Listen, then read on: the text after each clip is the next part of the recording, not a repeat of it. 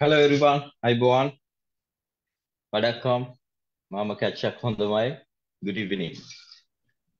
You all, greetings from Alia Resorts and Spa. And today topics directly links to the theme of our resort. And I'm the general manager of the hotel, Kasun Vijayaratna. And we thought of giving brief introduction to the topic before we moving into the main session.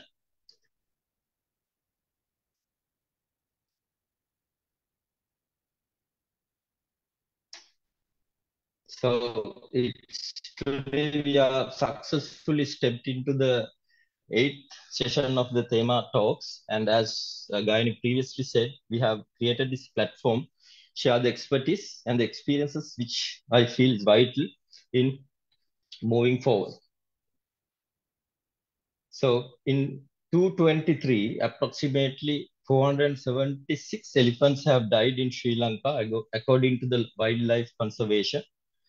Unfortunately, the most of these deaths were result of human and elephant conflicts, shooting, motor and railway accidents, while the remaining are the natural diseases. Even though when it comes to the diseases, we have created those for them in because of the human reactions like waste, carbon emissions, polythene, plastic, etc. Let's move to the next slide.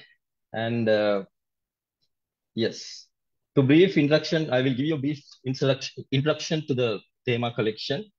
Thema collection is thematic and unique, eco-friendly hotel chain in Sri Lanka with 12 properties committed to setting up distinctive themes to bring the most wonderful stories filled with authentic Sri Lankan experiences. So we have 12 different hotels in 12 different locations. So accordingly, the culture, the nature, even the food is differ to each other, and we create memorable experiences in those locations for our guests, which is anybody can create hotels, but mostly our ambition is our target is to create memorable experiences, authentic experiences to our guests. Moving on, uh, Alia, which translates to elephant Sri Lanka in Sinhalese, specifically highlights the significance of Sri Lanka's elephant in this context.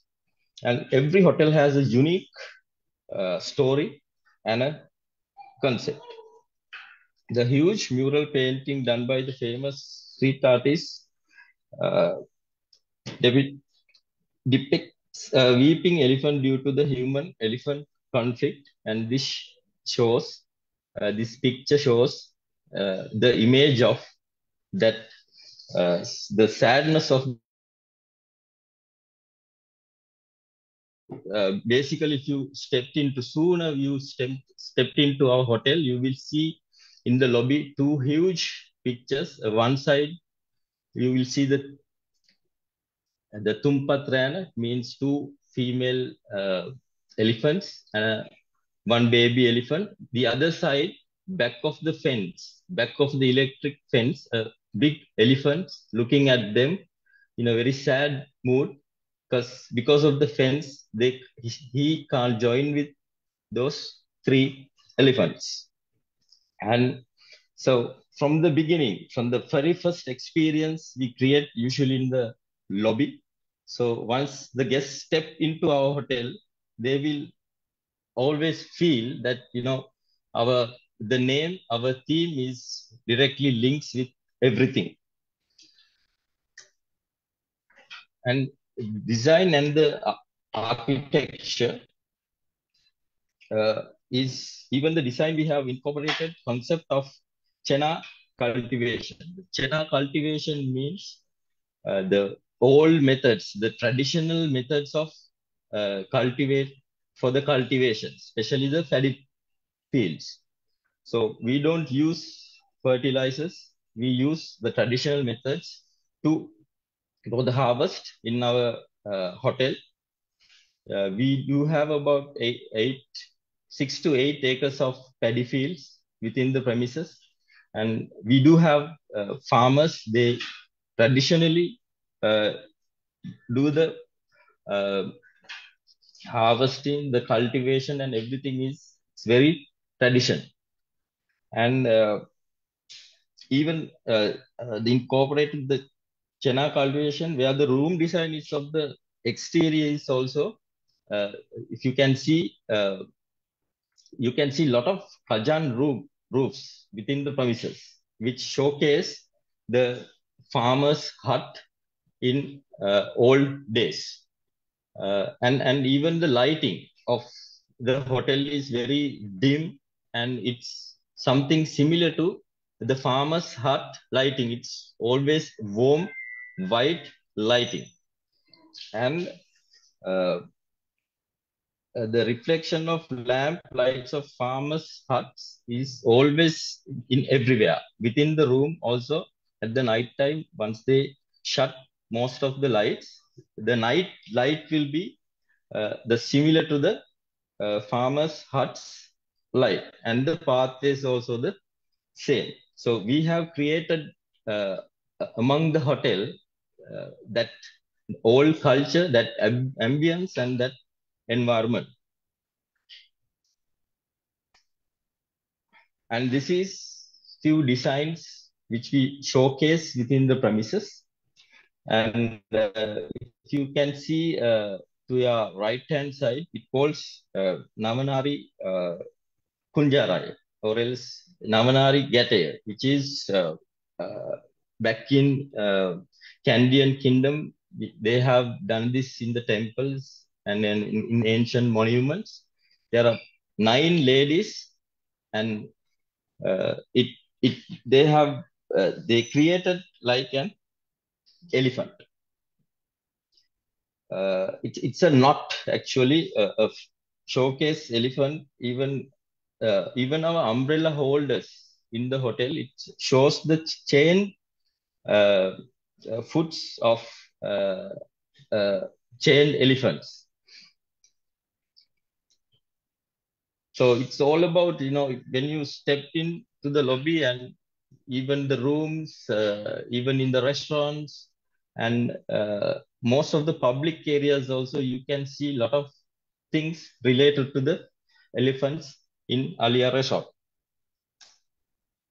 This is some of the pictures, and you will see the Tumpatrana, where I have told you the three female elephants together. It's a small herd, and we talk about Tumpakran a lot in Sri Lanka. They are most dangerous herd in Sri Lanka.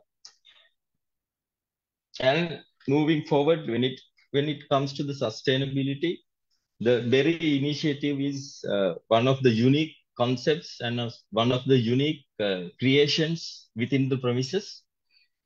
Berry means Biodiversity Educational Research Initiative. This research center gives the opportunity to a lot of university students to do their researches related to biodiversity. And it's on process certain areas. We do have collected about 300,000 bottles, uh, the plastic bottles, and the wine bottles, glass bottles. We're gonna fill with them sand, and all the construction of this berry building will be from those bottles, especially the walls.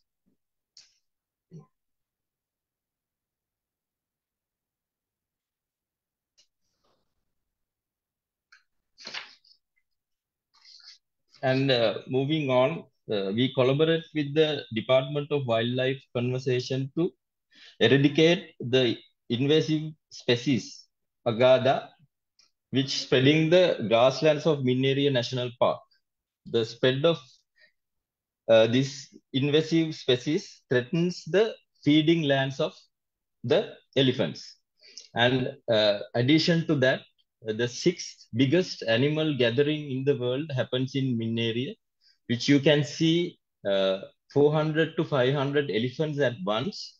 And that is one of the main attractions of the tourists, and especially the people who does the research towards elephants. So it's like after the flooding, or else these days the tanks are filled with water.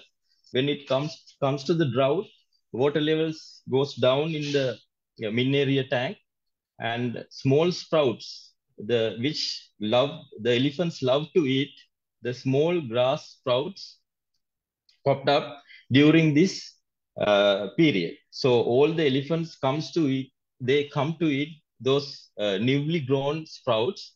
That's why you can see many elephants, and the same time the mating season also starts during that period. So you can see a lot of elephants during this period in the Minneria National Park. So if this agada it has grown rapidly in this area, we as Thema collection, we have taken an initiative to remove those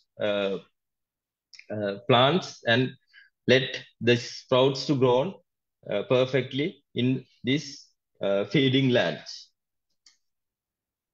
And the awareness to the guests again and again, we as Alia team, we always create most of the things related to Alia. Even the Christmas and 31st night, it was themed as Mammoth Moments. So we displayed a lot of boards, and especially it's related to elephants. What they eat, what they like most, and after that, screening those displays, especially for the kids, we did a small competition to find out who's get the best out of those boards, and we rewarded them for the best speech. And the gift giveaways of the Christmas and 31st, as you can see in blue color and green color, from the paper, we do have a paper recycling center, and all those recycled papers we used to create this beautiful uh, souvenir to as a giveaway on Christmas and 31st night. And the same time, again another competition called Ali Zahapi. Uh, it's a art competition. We do have about 225 staff members in house, and among them, we created a competition about Alia. So their image they get into as a painting, and we rewarded them as well. And this is to give awareness about our concept, and the same time basically how we gonna save the elephants for the future. So 225 staff members, they go and talk to their families, and that word of mouth spreads a lot. It's not a big thing, but still in our scale, the best way we can spread out how we should, and what's the importance of creating this awareness towards this beautiful giant living being. Uh, this is one of another initiatives that we created for that. So for more informations, yes, you can visit to our website or scan our QR code, which includes our social media channels. So thank you very much, and I'm privileged to have you with us. If you have any questions, you can ask from us the end of the session in Q&Q session. Thank you very much, and have a good evening. Bye, boy.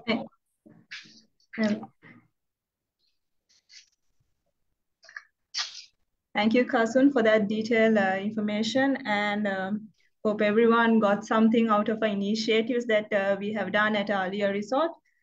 Now, looking at this topic today, we focused on the youth perspective in terms of human and elephant conflict, and we emphasizes on the role of the laws and the policies in terms of this topic. So I would like to invite Mr. Chatura Priyadarshana, the Secretary of the Research Committee, Young Zoologist Association of Sri Lanka, to share the interesting facts on the elephants of Sri Lanka when it comes to human and elephant conflicts that is currently facing. So he will inform you all about this topic in his perspective as a youth. Yeah, thank you, Gaini. So let me share my screen. So hope you can see the screen.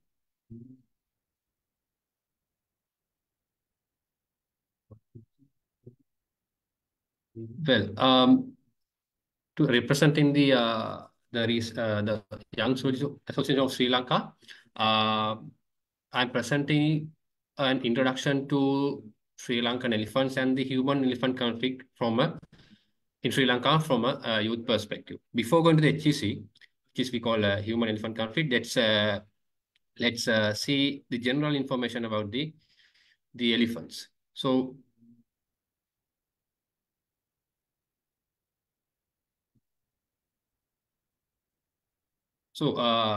when we come to the scientific classification of the elephants, the elephants are belonging to the animalia kingdom, and they representing the mammalia class under the order of Proboscideae. And in current world, we can see the elephants which are belonging to the family Elephantidae. Even in the Elephantidae family, only two surviving genera are consisting in the two different parts in the world. So basically, we know them as the African elephants and the Asian elephants. So even under the Asian elephants, we have four different subspecies, including the Sri Lankan elephant.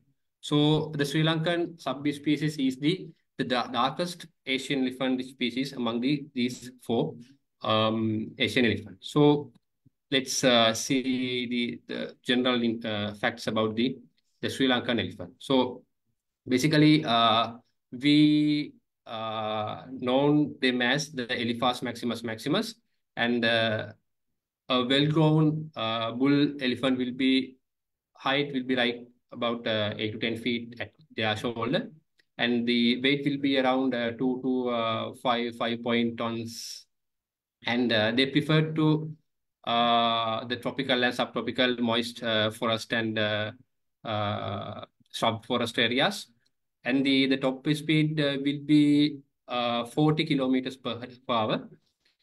And when it comes to the population, there was a national elephant survey carried out in 2011.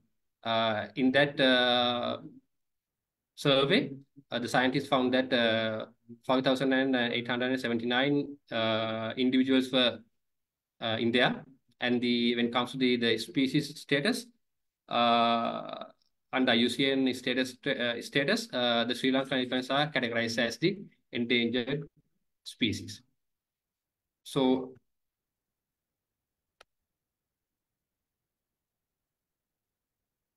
when talk about these animals, the animals can mate year around, and the gestation period lasts around 22 months, and the yielding a single baby which weighs around 100 kilograms. And the newly born elephant is usually cared by both its mother and the other females of the herds, which we call as aunties, and the babies lives with their mothers up to like 8 to 10 years old after they are independent. And after they are independent, the male elephants will disperse from the herd, and the females still remaining with the herd. And the females of this Sri Lankan elephants become reproductively matured after 10 years of age, and they're producing offsprings with intervals of 4 to 6 years of age. So when it comes to the other interesting facts, let me share a couple of videos with you. So here you can see a bull elephant or a male elephant feeding on a grassland or shrubland. So I will, as you see, they eat shrubs, and usually they eat over 100 kilograms per day. And you can see they have a trunk that they use to collect those grasses and other objectives to eat, and also they use this trunk to breathe for the breathing purposes, smelling, even drinking, even the emitting calls for other individuals. So as you can see, they have cover up their back with the dust. So usually they use this kind of dust or mud to protect their skin from the sun and other small insects. And also, when talk about the tuskers, so the 3 to 5% of male elephants of the total population of Sri Lankan elephants are holding the tusk. So these tusks are made up of dentine, which is a hard and dense thing, and the whole tusk is wrapped by an enamel. So in Sri Lankan elephants, only males having this tusk. So when comes to the matter of the other interesting facts, these creatures are, even though these creatures are very massive creatures, they can be disrupted by smallest creatures like ants. Some of the scientific publication finds that the elephants tend to avoid consuming the plants like acacia that is inhabited by the ants. The thing is, they are highly afraid to the ants because these ants can be entering their trunk, and which can be a severe damage for their trunk as well. So these are kind of interesting fact about the elephants. And when talk about the herds or the gang of elephants, so usually as you can see in the third video, the elephants in Sri Lanka having a kind of a herds ranging from 10 to 20 individuals or more than that. So usually the oldest female is leading this herd. So usually in these herds consist of matured females, unmatured babies under 10 years might be the females or males. And also sometimes we can see some sort of males or bulls are hanging over there to trying to mate with the females who are in the herds. So the saddest thing is the Sri Lankan elephant population has fallen almost 65% of its population from 19th century. So because of that, today the Sri Lankan elephants are protected under the Sri Lankan law, and the killing one of these creatures carries the death penalty even. So so this is the about general introduction about the elephant in Sri Lanka. So so now we are moving to the human elephant conflict. That is the one of the major issue that we are discussing in the communities. So before explain the HEC, let's see why elephants are matter to us, why they matter to Sri Lankans. So the first one is, as we all know, they incorporate with the biodiversity and the ecosystem health of Sri Lanka. So as we know, this subspecies is endemic to Sri Lanka, and their presence of contribute to the overall biodiversity of Sri Lanka, and the elephants play a crucial role in shaping and maintaining the ecosystem, and they often called as the ecosystem engineers or keystone species in the wild, because their activities such as they see the dispersal and habitat modifications, and they influence the structure and the function of the environment. Also, they balance in the ecosystem health and the biodiversity. So they also matter when we comes to the ecotourism or the tourism activities. So the Sri Lankan elephants contribute to the tourism industry, as the previous presentation mentioned. They attracting visitors who want to witness to these creatures in their natural habitats. So ecotourism is centered around the elephants, can provide economic benefits to not only for the local communities, also even the conservation effects. So we believe that well managed ecotourism can be generate revenue for even for the conservation efforts. Also, the local communities can, and also it can be a sustainable model for coexistence between the elephant and the humans. So also they are very significant in the cultural and religious activities in Sri Lanka. So most of the times we can see the elephants are featured in cultural festivals like Perahera, even other religious ceremonies along the rich cultural heritage of Sri Lanka from the past of the Sri Lankan culture. So these are the basics matters that we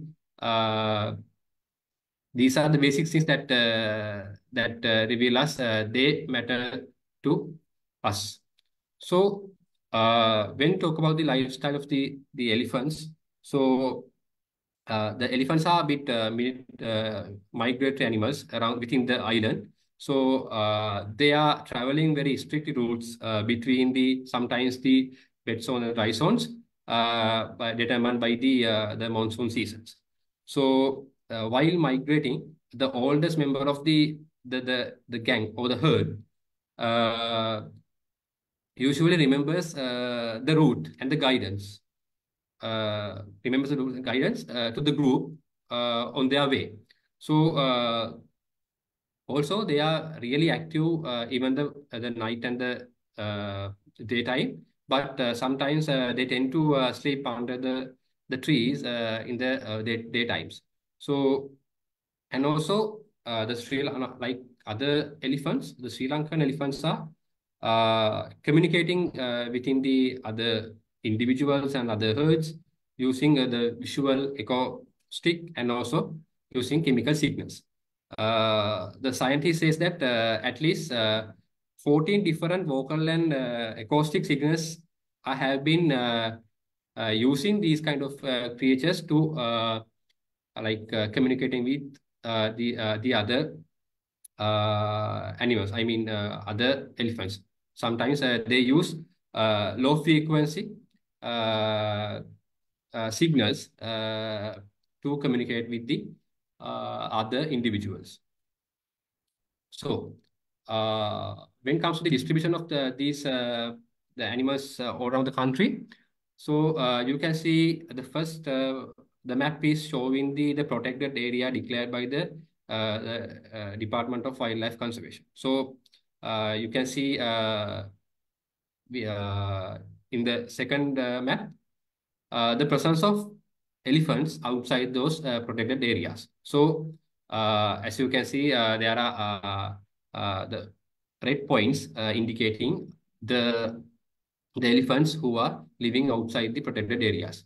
So the scientist says that 40% of the lands where elephant live are mutually shared with the human population. So you can see then you can clearly see that they would prefer the elephant would prefer to live in the shrub forest rather than the dense forest.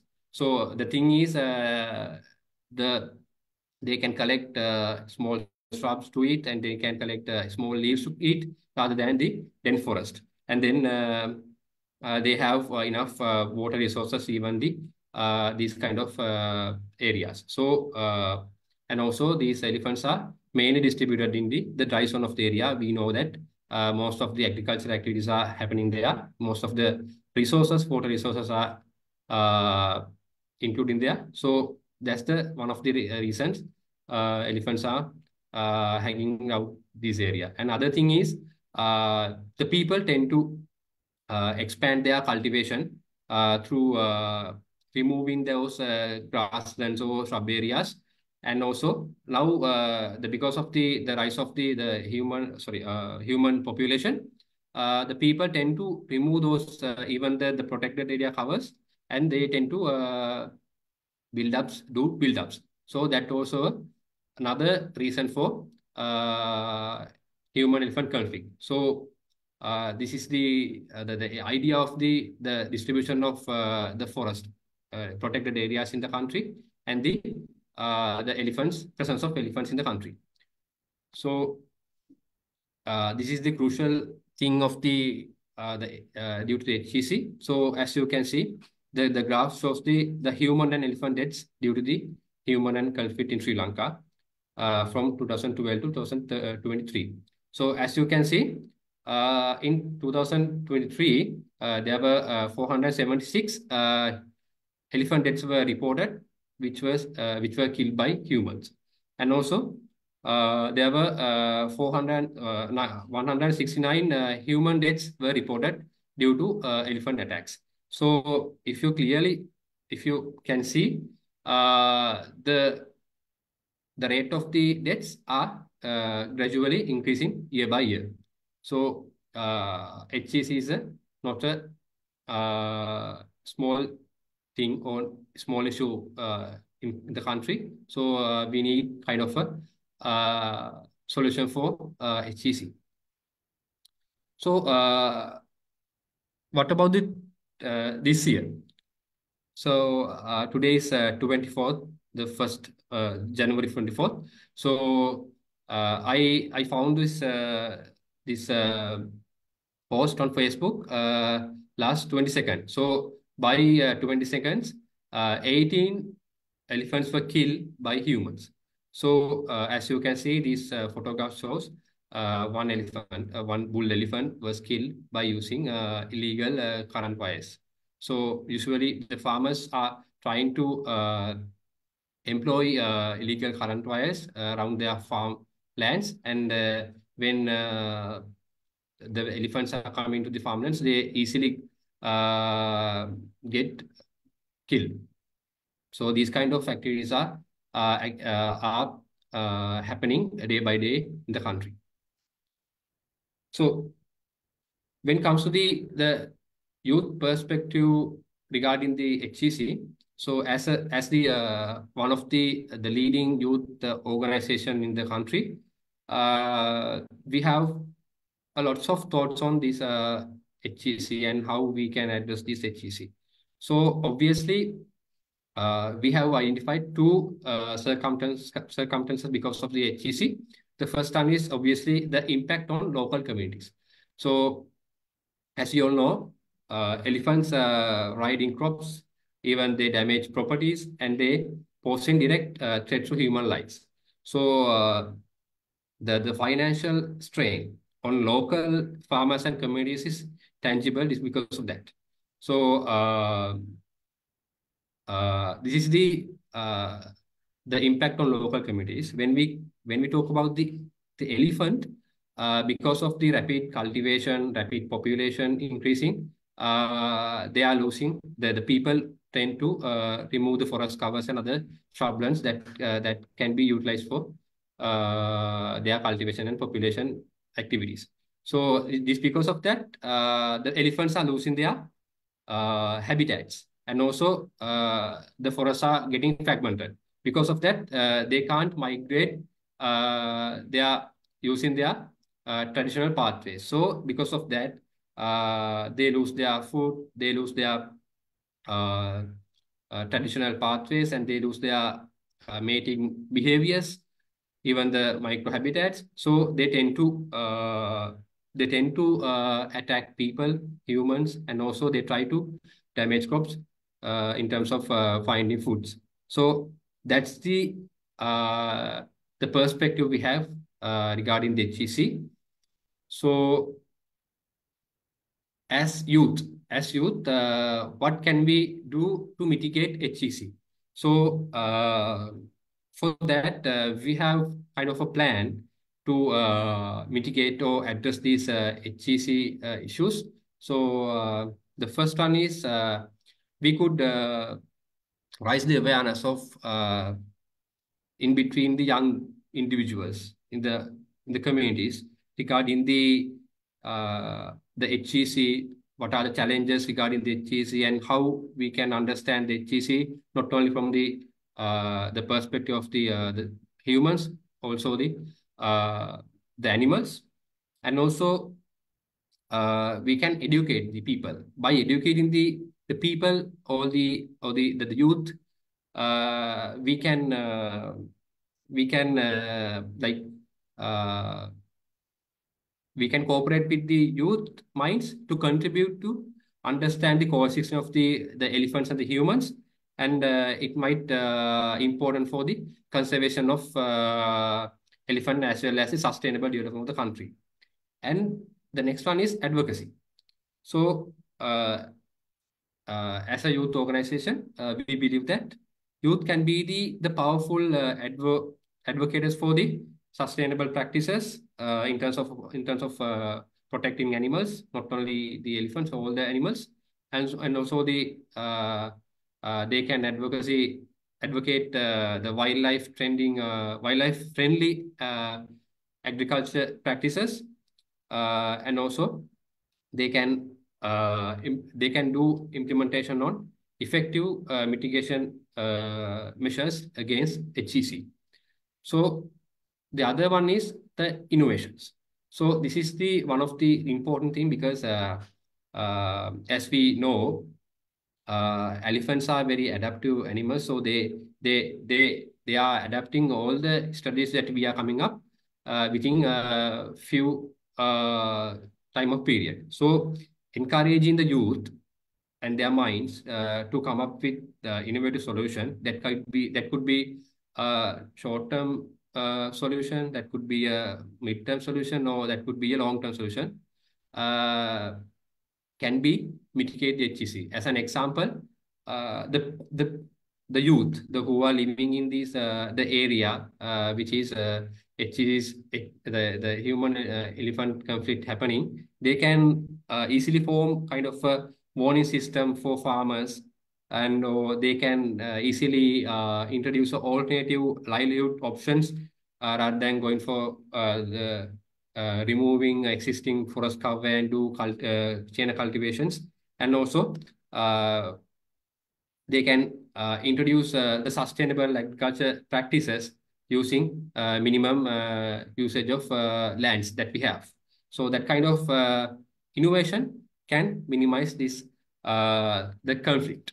So we hope that using these kind of strategies, we can easily mitigate, or we can easily address the human-elephant conflict in Sri Lanka. So let's see why the youth perspectives matters. So the youth is not just the leader for tomorrow, as our perspective. We are the future guardian of the environment. So the engaging with the youth in understanding and addressing the HEC ensure a sustainable commitment for conservation, and also using their fresh perspectives and their innovative ideas can bring creative solution for these kind of complex issues and empowering them to take an action role in shaping in the future of our communities and the natural world. And as the conclusion, we navigate the challenges of the human-elephant conflict. The less recognize the pivotal role of youth can play finding solution for that, and by working together, we can strike a balance and that ensure the coexistence of elephants and the communities, securing a balanced future for all of us. So this is the end of my presentation, and I am handing over to the Gayani. Thank you very much. Thank you, Chatura, for those interesting areas for letting us know about elephants and in terms of how the youth is responsible in terms of informing in human and elephant conflict. So as Chatura said, it has been increasing the human and elephant conflicts that have been increasing so far over the years. So it is important for us to know about the legal aspects from a youth leader who is involving in this session. So I would like to invite Lakshita Edirisinghe, Secretary to the Environment Action Committee of Youth Zoologists Association of Sri Lanka, to share more details in terms of the legal aspect in today's session.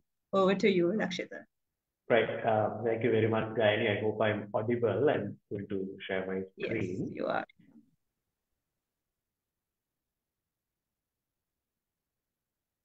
Right.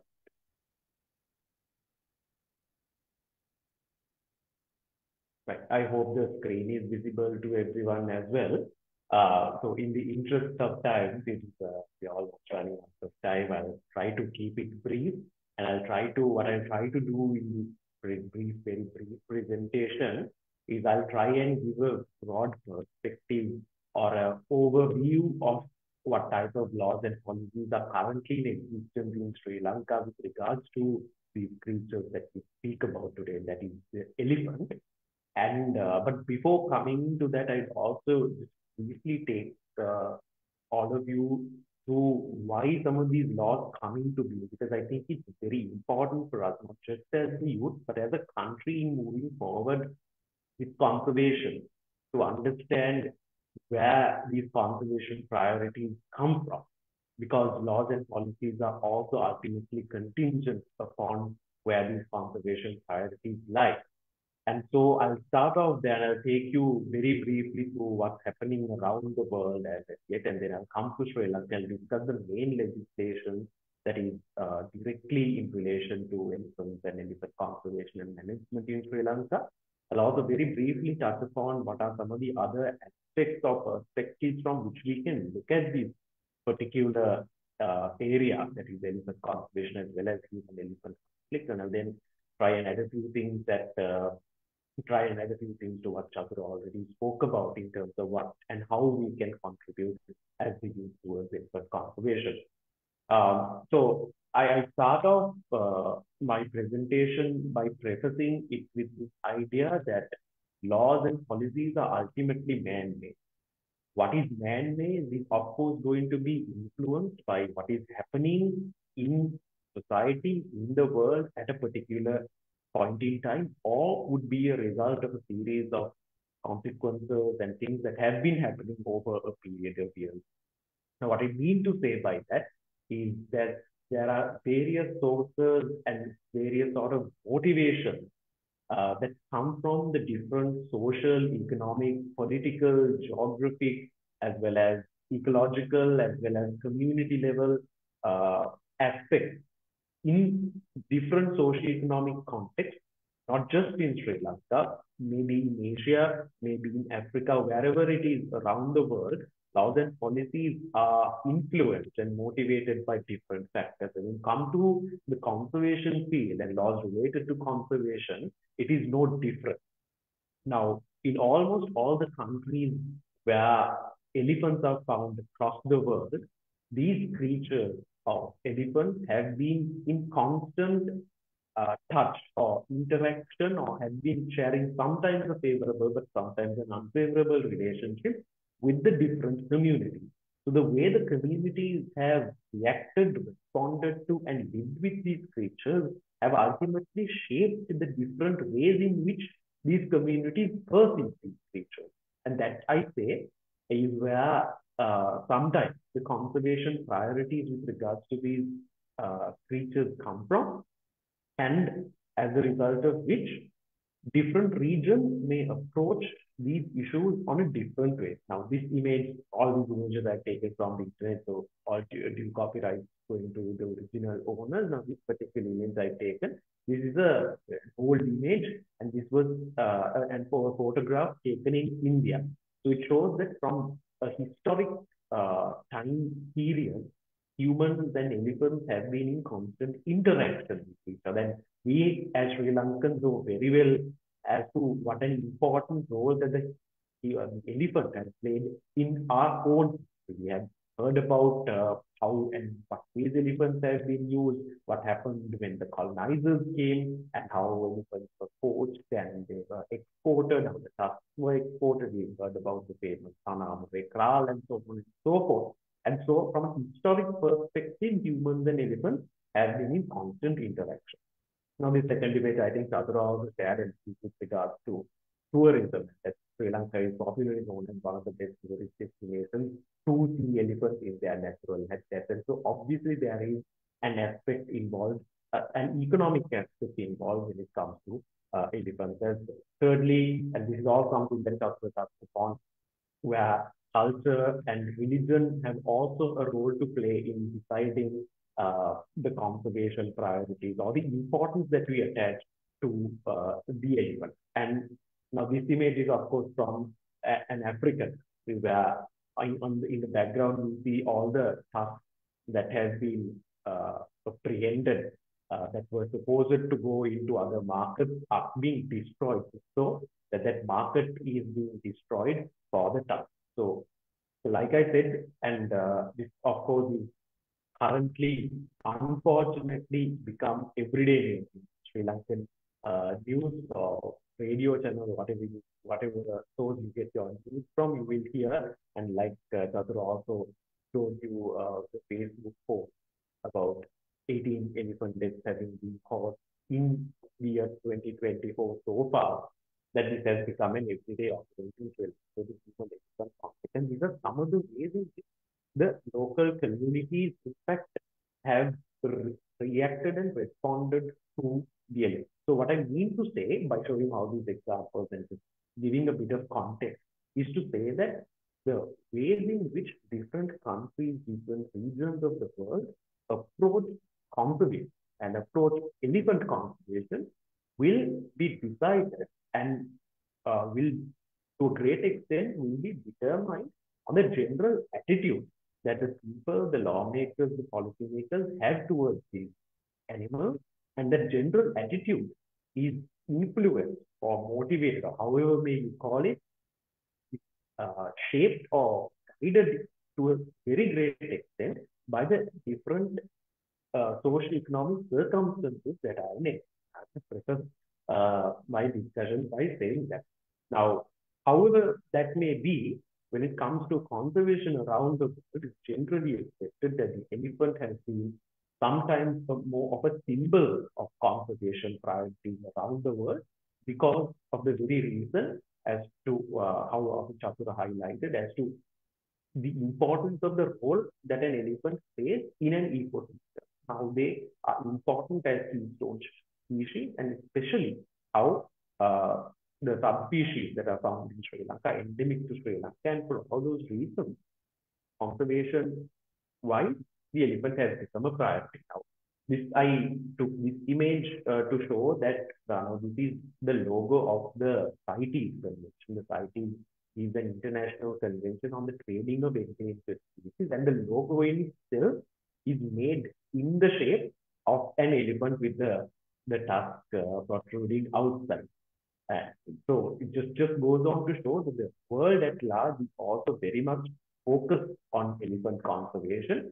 In fact, there are number of ongoing efforts around the world, especially now, even very recently, countries like Hong Kong and even Canada are taking tangible steps to ban illegal ivory trade and tusk trade and so on and so forth, because that is a huge market, mostly illegal around the world, which involves a lot of corruption and money and so on and so. So that is how the world is looking at elephant conservation as a threat. Now, having laid out all that, I come to Sri Lanka. There are a number of laws and policies that we can use to conserve elephants or to discuss different aspects with regards to elephants.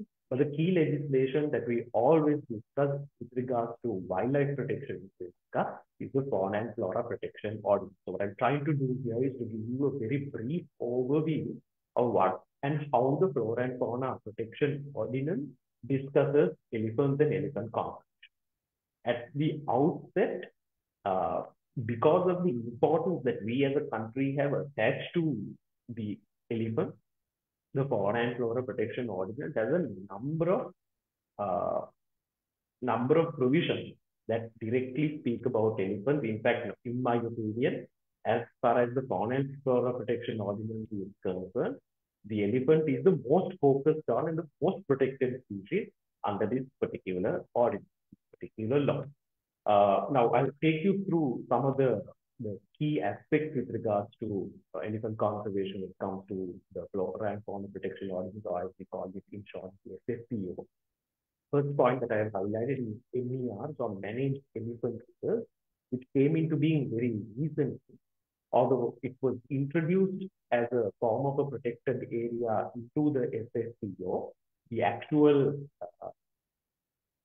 the realization or the actual taking of an NPR was actually realized, as far as I remember, in 2021, when the one and the so far the only declared NPR was declared around the Hambantota area. Although the effectiveness of that NPR is a bit of a question, so far we have one managed elephant reserve that has been declared under the FSPO. So that is a very special protected area that has been included into the FSPO, particularly with a focus on elephant conservation. Now, secondly, the FSPO also bans hunting, shooting, killing, or injuring any elephant that is found outside the protected area.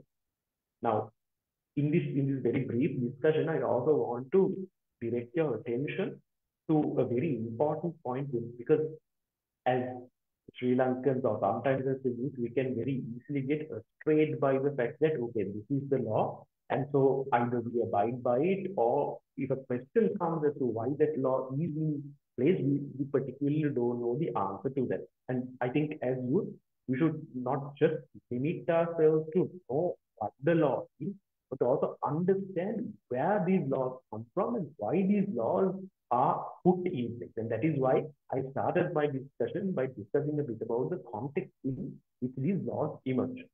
Now, I think you may have seen what Chatura presented just a couple of minutes before with regards to the maps that have been developed by the Department of Wildlife Conservation, which clearly depicts that the majority of the elephants that are found within the country exist outside these protected areas that have been declared, and that is because of the way they are, of the lifestyle these creatures who migrate, as well as their preferred habitat being in existence outside protected areas. And so the FSPO, having taken that into consideration, have banned or prohibited the killing, shooting, or injuring of any elephant found outside the protected area. So if anyone claims that an elephant can be injured just because it is found outside, let's say, a national park or whatever, that is prohibited by the law itself. So there is also a provision, and that is what I have very vaguely referred to as rogue elephants outside protected areas.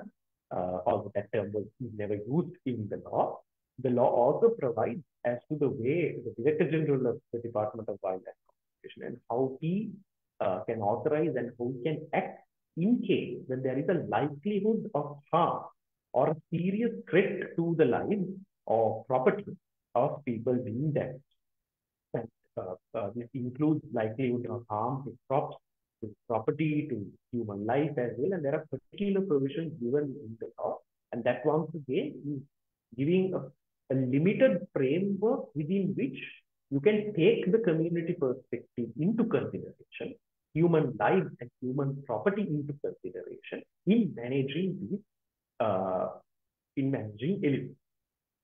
Another point that is highlighted under the FSO is with regards to exportation, and you cannot, it's prohibited to export any elephant, and specifically mentioned whether it's tamed or wild, you can't export an elephant without having a special permit from the Department of Wildlife Conservation. Now, the second part, and that I have also highlighted here, is that tusks or articles made of ivory or any parts of elephants are also prohibited from being exported. Now, this is once again an area where someone can come and question and ask you and very blankly put out that question as to why such a ban is in existence. Now, for example, if someone comes and says, okay, if there is a tusk that is just lying within, let's say, some area, and there's no elephant anywhere to be found, it's just the tusk that is being found. What is so wrong about, maybe carving something out of it and exporting it and earning a few dollars and so on and so forth? And that's a very blank question that anyone can put out. If you don't know the rationale behind this law being introduced, all of us can get frustrated and can get a bit confused as to the validity of a law of such nature. But in my opinion, as to why these sort of laws are in existence is primarily to prevent a market being created for tusk ivory and so on and so forth, because we know there's already a massive black market around the world for tusks being created. So to prevent Sri Lanka from also contributing towards that market is as to why these laws of this nature exist. There are particular provisions as to how tusks of these elephants should be dealt with, because it may start off innocently with a fallen off or with just the tusk, but when it develops into a market, we all know how it's going to end, and so it will ultimately be of disastrous, bring about disastrous consequences to the very existence of these elements. Now, another aspect that the FSPO deals with is with regards to offences, and it particularly categorizes killing, injuring, illegally exporting, as well as now killing and injuring, including with the use of electric violence, because that is something that is very commonly happening around the country. All of those are categorized as offences, and something that is very important and that is provided in the FSPO itself is that any offence that involves an elephant is an unbailable offence, or as we call it in criminally, apathiya nuhekivalda. And the FSPO goes on to also prescribe the fines that can be imposed if offences are committed by persons, which includes also a term of imprisonment, which may be imposed upon these people violating the law. There are certain offences that have been also established with regards to dead elephants as well, where the removing of even a part of the carcass of an elephant is prohibited under the law. The FSPO also deals with the registration and licensing of it, and that is particularly because there is because there are a number of tamed elephants or elephants in captivity that are in Sri Lanka, because like I said, now this is now going into a bit in terms of the cultural, the religious beliefs of people, where elephants are held in captivity or elephants are tamed for various purposes. And so the regulation of that is also provided under the Fauna and Flora Protection Order. So if you have an elephant in your custody or your captivity or termed as tamed elephant, you need to register that elephant. And if you have not registered, or if you don't have the proper license to have an elephant in your custody, you are deemed to be in violation of the law. And any elephant that is not registered is deemed to be public property.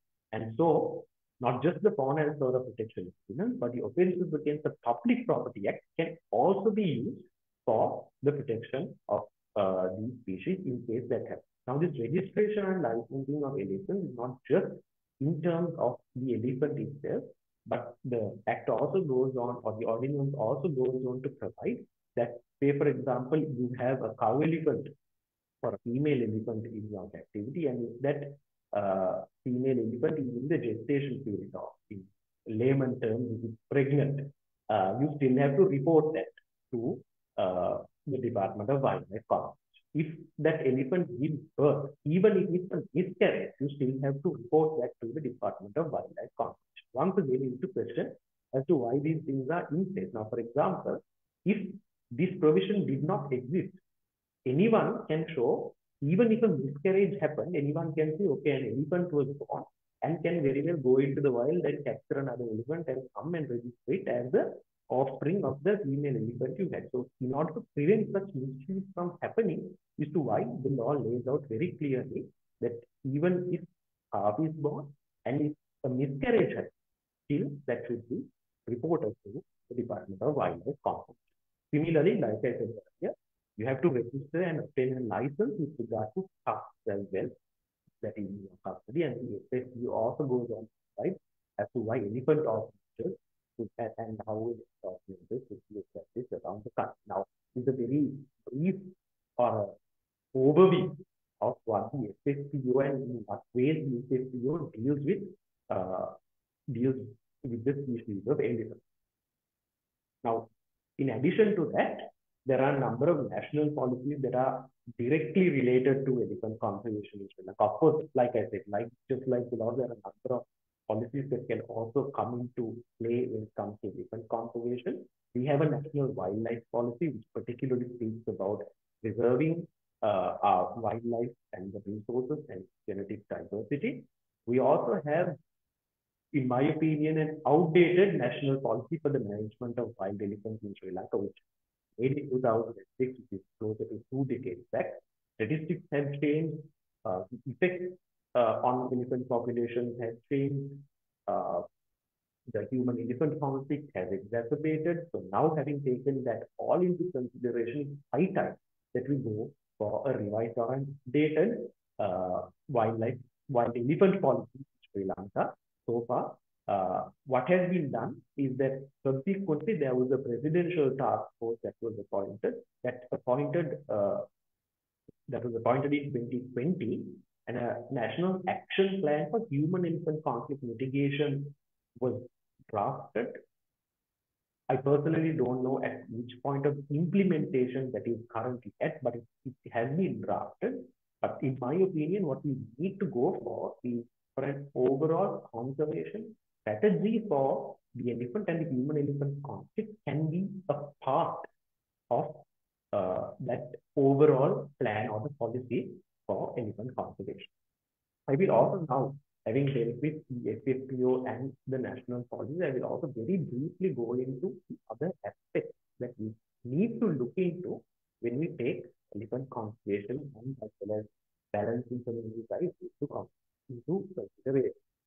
One and the primordial thing is to preserve their habitat.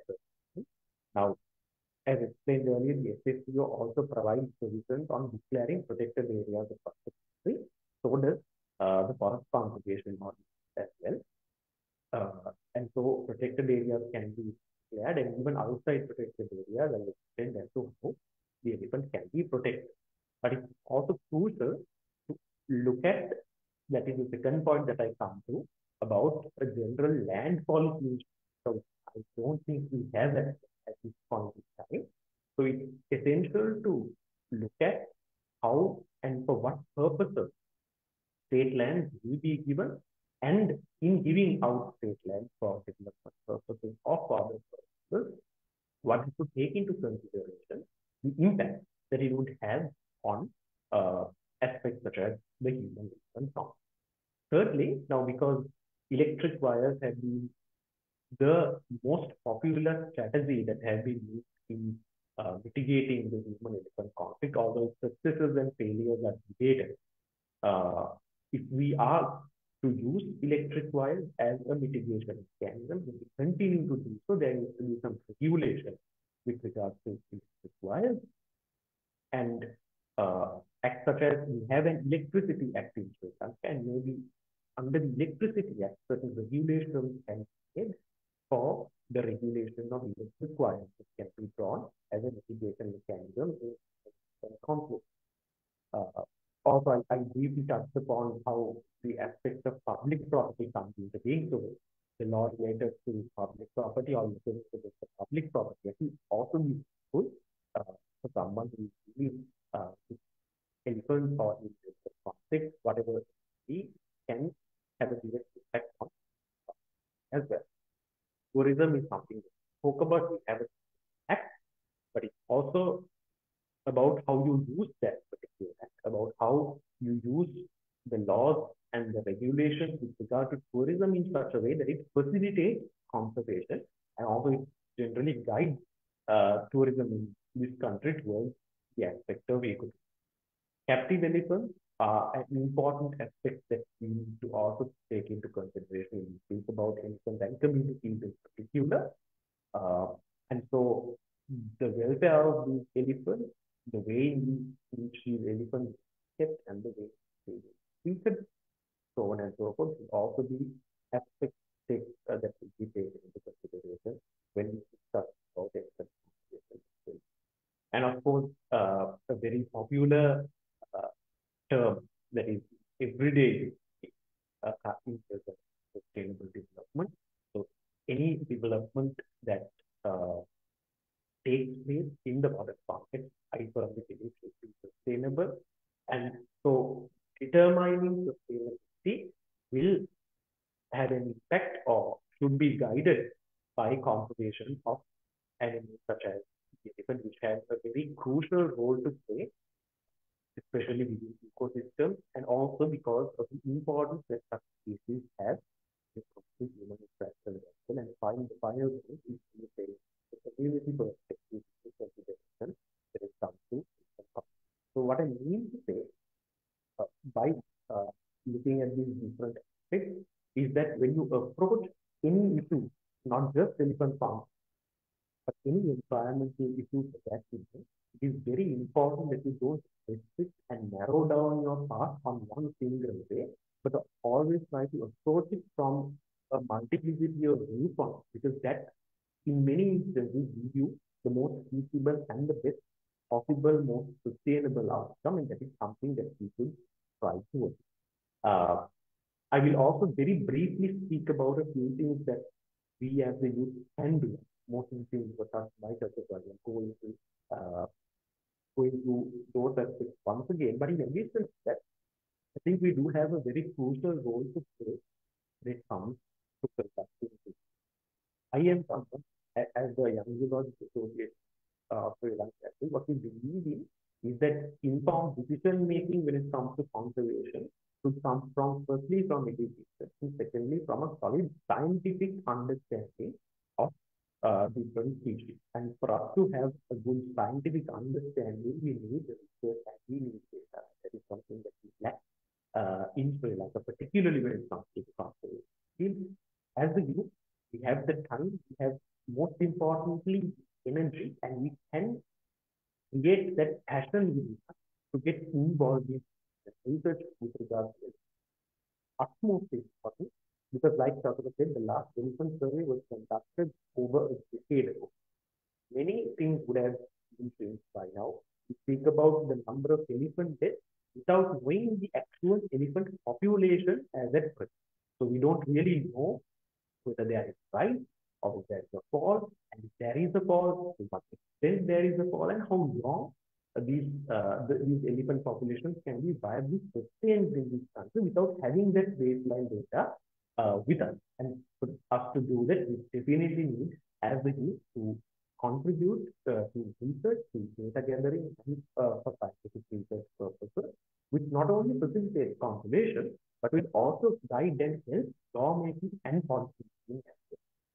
And secondly, I think as the youth, we are more exposed to technology, we are more exposed to what is happening around the world. So we can read, we can educate ourselves, we can look at different countries, look at different regions, look at even going to the community level itself, have discussions with the communities who are interacting with these, interacting with animals, interacting with elephants to really understand the ground situation and come up with this solution. It's very easy for us to hit, maybe in Colombo or inside spaces which are very distant from where the actual issues are taking place and take their decision, but informed decision making should not be made in that as the youth. Uh, and I think finally, the final point that I also want to raise is that from a very young age, it's important for us to sensitize ourselves to these issues and not just take these issues as data or figures or facts, but also to really sort of start to feel and really understand the impact that these issues, especially conservation issues, that have an impact not only on the ecosystem itself, but also that have an impact on nature as well. Those are some of the points that I want to finally raise.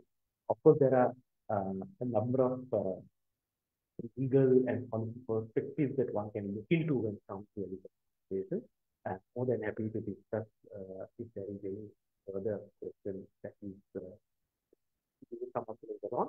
But I will stop at this point with the initial sharing of something. Thank you, Lakshita. So, for informing us, especially in terms of the legal aspects and letting us know and understand why those laws are there and what are the importance of those laws. So, as we have run out of the time, so the questions, if you all have any questions, please drop in email. And I would like to call Ashan to end the session. Thank you very much, Gaini. So thank you very much for everybody for joining session today. It's been a very long weekend as well. So thank you very much. First of all, I would like to thank the Young Zoologists Association, the president, Mr. Isanda Senaviratna, for collaborating with us in conducting this event, especially which focus on human and elephant conflict in Sri Lanka. And as the speakers rightly said, the concern is rising as the stats suggest that the human and elephant conflict is actually increasing. So once again, I would like to thank speakers, Mr. Chatura Priyadarshana and Lakshita Edrisinghe from Young Soldiers Association for joining the session. And also I would like to thank Mr. Kasun Vijayaratna of General Manager of Alia Resort and Spa in in showcasing the work that we do at Thema Collection in building awareness in conservation of elephants. So once again, thank you very much, everybody, for joining the session and stay tuned for another session next month. Thank you and good night.